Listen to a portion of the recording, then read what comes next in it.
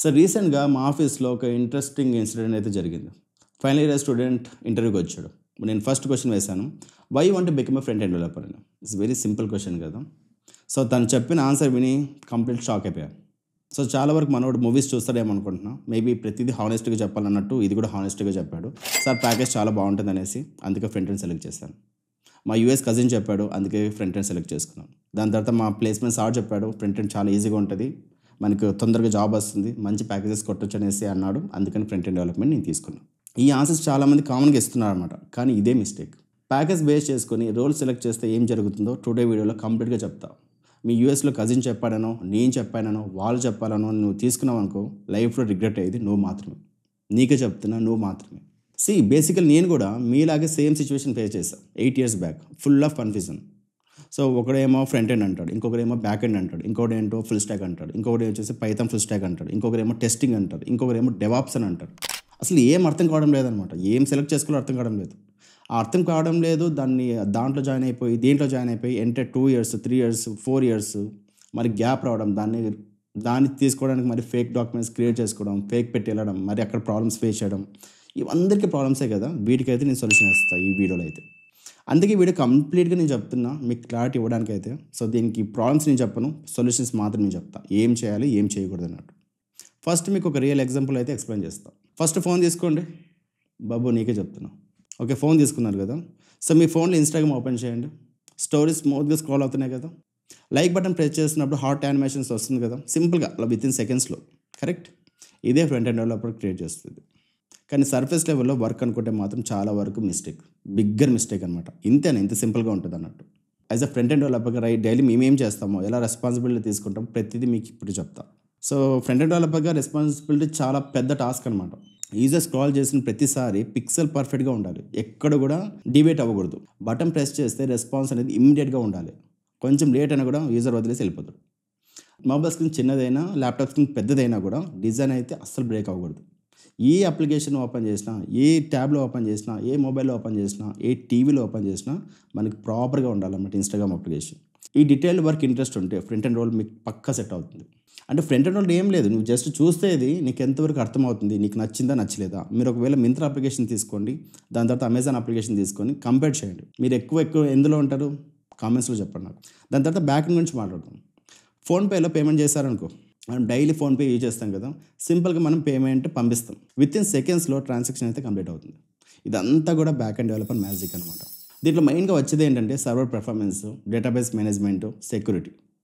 ఈ కాన్సెప్ట్ మీద ప్యాషన్ ఉంటే బ్యాక్ ఎండ్ రోల్ పర్ఫెక్ట్గా మీకు సూటబుల్ అవుతుంది. ఇంకా ఫైనల్గా మనకి ఏంటంటే డేటా అనాలిసిస్ రోల్ గురించి కూడా ఈరోజు చెప్పేద్దాం.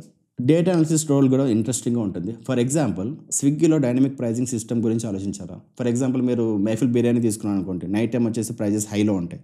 అదే మధ్యాహ్నం తీసుకున్నాండి ప్రైజెస్ తక్కువ ఉంటాయి. అది మార్నింగ్ లెవెల్లో తీసుకున్నాండి ప్రైజెస్ చాలా చాలా తక్కువ ఉంటాయి. ఇవన్నీ ఎలా చేస్తారు అనుకున్నారు. వీటన్నిటి వెనకాల డేటా అనాలిసిస్ట్ అయితే ఉంటాడు. సో ఏమో ర్యాండమ్గా ప్రైజెస్ పెట్టాలనుకుంటున్నారా, ఇవన్నీ ఉండదు. దాని వెనకాల ఖచ్చితంగా డేటా అనాలిసిస్ట్ అయితే ఉంటారు. డేటా అనాలిసిస్ట్ ఏం చేస్తారంటే మనం ఎప్పుడైతే ఆర్డర్ చేసుకుంటామో ప్రతి ఆర్డర్ని అనలైజ్ చేస్తారన్నమాట. ఎక్కువ మంది ఎప్పుడు ఆర్డర్ చేస్తున్నారు, మార్నింగ్ టైం ఉంటున్నారా, లేకపోతే మధ్యాహ్నం ఉంటున్నారా, లేకపోతే ఈవినింగ్ టైమ్స్లో ఉంటున్నారా, లేకపోతే నైట్ టైమ్స్ ఉంటున్నారు.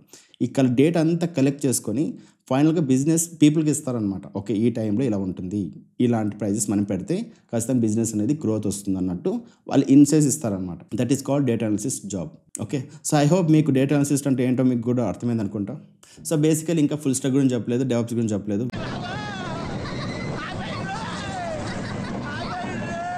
వీడియో లెంత్ ఎక్కువైపోతుందని మీరు ఏడుస్తున్నారు కాబట్టి నేను చెప్పట్లేదు. నెక్స్ట్ వీడియోలో అది కవర్ చేస్తాను.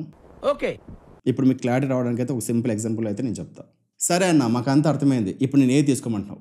ఒక సింపుల్ క్లారిటీ రావడానికి అయితే ఒక ఎగ్జాంపుల్ అయితే నేను చెప్తాను. అది ఫాలో అవ్వండి, రాకపోతే నన్ను అడగండి. నెక్స్ట్ వీక్ మొత్తం ట్రై చేయండి. మండే, ట్యూస్డే 2 రోజులు ఫ్రంట్ ఎండ్ వర్క్ ట్రై చేయండి. సింపుల్ వెబ్సైట్ క్రియేట్ చేసినా సరే బేసిక్గా స్టార్ట్ చేయండి.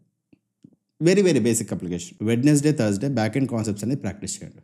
డేటాబేస్ కనెక్ట్ చేసి సింపుల్ సర్వర్ అనేది క్రియేట్ చేయండి. ఫ్రైడే, సాటర్డే డేటా అనాలిసిస్ మీద ఫోకస్ పెట్టండి.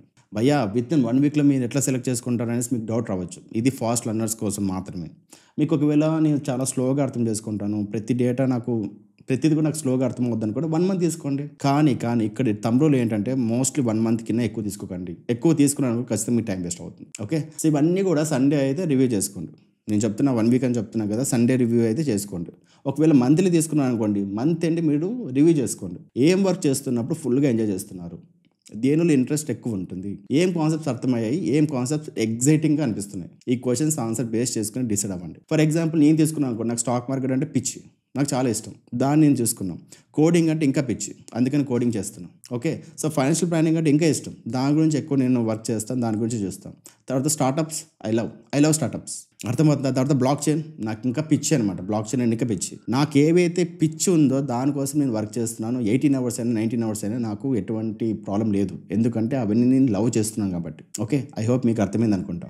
సరే భయ్యా, నేను రోల్ సెలెక్ట్ చేసుకున్నాను, నాకు ప్రతిదీ అర్థమైపోయింది, నాకు హ్యాపీగా ఉన్నాను. ఇప్పుడు ఏం చేయాలి? రోల్ సెలెక్ట్ చేసుకున్నాం, ఫ్రంట్ ఎండా, బ్యాక్ ఎండా, ఫుల్ స్టాకా, డెవాప్సా, ప్రతిదీ ఒకటి సెలెక్ట్ చేసుకున్నాం, అందరూ బాగానే ఉంది. తర్వాత ఏంటి? ఒక మోటివేషన్ కోసం అయితే కాదు, కానీ ఒక రియల్ ఎగ్జాంపుల్ అయితే నేను చెప్తా. మా ఫ్రెండ్ కార్తిక్ ఎగ్జాంపుల్ చెప్తా. వాడు మార్నింగ్ 5కి లేస్తాడు, first 1 hour core concept study చేస్తాడు, మొబైల్ మాత్రం అస్సలు ఇచ్చాడు 3 అవర్స్ వరకు. నెక్స్ట్ 1 అవర్ కోడింగ్ అయితే ప్రాక్టీస్ చేస్తాడు. ఈవినింగ్ ఆఫీస్ నుంచి వచ్చిన తర్వాత 2 అవర్స్ ప్రాజెక్ట్ మీద వర్క్ చేస్తాడు. Night 1 hour planning and revision. కన్సిస్టెంట్గా ఈ షెడ్యూల్ ఫాలో అయ్యి 6 మంత్స్లో ఇన్స్టిట్యూట్లో సెలెక్ట్ అయ్యాడు. Package 45 LPA. ఇంపార్టెంట్ పాయింట్ ఏంటంటే రోల్ క్లియర్గా డిసైడ్ చేసి ప్రాపర్ ప్లానింగ్తో ప్రిపేర్ అయ్యాడు. ఏదో హరీబరిగా ఏదో ర్యాండమ్గా నేను సెలెక్ట్ చేసుకున్నాను, ఒక ఫ్రంట్ ఎండ్ అంటాడు, ఇంకొక బ్యాక్ ఎండ్ అంటాడు, ఒక ఫుల్ స్టాక్ అంటాడు, ఇలా తను ప్రిపేర్ అవ్వలేదన్నమాట. తనకి ఏదైతే కావాలో క్లియర్ కట్గా తను తెలుసుకున్నాడు. తనకి ఏదైతే ఎగ్జైటింగ్గా అనిపిస్తుందో దాన్ని సెలెక్ట్ చేసుకున్నాడు. తను ప్రజెంట్ అయితే బ్యాక్ ఎండ్ డెవలపర్. సో లాస్ట్గా ఒక ఇంపార్టెంట్ పాయింట్ అయితే నేను చెప్తాను. రోల్ సెలెక్షన్ అండ్ ప్లానింగ్తో పాటు మైండ్ సెట్ చాలా చాలా ఇంపార్టెంట్. మైండ్ అనేది చెప్పేస్తుంది ఆటోమేటికలీ, అరే వద్దు వదిలేద్దాం, ఇంకో దాన్ని చూసుకుందాం అన్నట్టు. అది అసలు చేయకండి, అక్కడ ఓడిపోతారు. 95% అక్కడే ఓడిపోతారు. 5% ఎవరైతున్నారో వాళ్ళే డెవలపర్స్ అవుతారు. నేను జస్ట్ కోడ్ రాస్తా అనేది డెవలపర్ మైండ్ సెట్టే కాదు. ఓకే, నేను ప్రాబ్లమ్ సాల్వ్ చేస్తా అనేది రైట్ మైండ్ సెట్. ఇప్పుడు నీకు కోడింగ్ కావాలన్నప్పుడు నేను జస్ట్ మీరు గూగులింగ్ చేసినప్పుడు కోడ్ దొరుకుతుంది కదా, దానికోసం అంతా ఎందుకు? డైలీ వచ్చే ప్రాబ్లమ్స్ మీరు సాల్వ్ చేస్తున్నారు, బిజినెస్ ప్రాబ్లమ్స్ సాల్వ్ చేస్తున్నారు, అలాంటి వాళ్ళే కావాలి. ఎవరికి? కంపెనీస్కి. ప్రతి కంపెనీకి కావాల్సింది ప్రాబ్లమ్ సాల్వర్స్ అనమాట, కోడర్స్ కాదు. సో బేసికలీ ఇంటర్వ్యూలో కూడా ఇదే చూస్తారు. నేను చాలామందిని ఇంటర్వ్యూ చేశాను కదా, నేను కోడ్ అనేది కోడ్ సింటాక్స్ నేను రాయమని చెప్పను. మీ థాట్ ప్రాసెస్ చెప్పండి, మీరు ఎలా ఉన్నారు, ఎలా థింక్ చేస్తున్నారు, ఒక ప్రాబ్లం వచ్చిన తర్వాత మీ అప్రోచ్ ఏంటి, ఎలా థింక్ చేసి ఆ ప్రాబ్లమ్ సాల్వ్ చేస్తున్నారు, అదే చూస్తున్నారు. అదే చూస్తారు. మీరు గూగుల్ కంపెనీ అయినా అదే చూస్తారు, మైక్రోసాఫ్ట్ కంపెనీలోకి వెళ్ళినా కూడా అదే చూస్తారు. ఇన్ కేస్ మా కంపెనీలోకి వచ్చినా మేము అదే చూస్తాము, కోడ్ సింటాక్స్ కాదు. జావా అయినా, .NET అయినా, జావా స్క్రిప్ట్ అయినా, ఏదైనా కూడా కోడ్ సింటాక్స్ సేమ్ అలానే ఉంటుంది. But me approach, me mind approach మాత్రం డిఫరెంట్గా ఉంటుంది. ఇది నార్మల్ పర్సన్కి, ఇది నార్మల్ డెవలపర్కి, ఒక ఎక్స్పీరియన్స్ డెవలపర్కి, ఒక నేర్చుకునే వర్క్కి ఉన్న డిఫరెన్స్ ఇది. కామెంట్ బాక్స్లో మీరు చెప్పండి మీ రోల్ ఏంటి, మీరు ఏది ఇంట్రెస్టెడ్గా ఉన్నారు, ఫ్రంట్ ఎండా, బ్యాక్ ఎండా, డెవాప్సా, ఫుల్ స్టాక్, లేకపోతే డేటా అనాలిసిస్టా. సో ఈ జర్నీలో ఖచ్చితంగా మీకు ప్రతి ఒక్క దానికి గైడెన్స్ ఇవ్వడానికి నేను రెడీగా ఉంటాను. ఓకే, సో మనం కలిసి ఎదుగుదాం, కలిసి ముందుకెళ్దాం. See you, take care, good bye.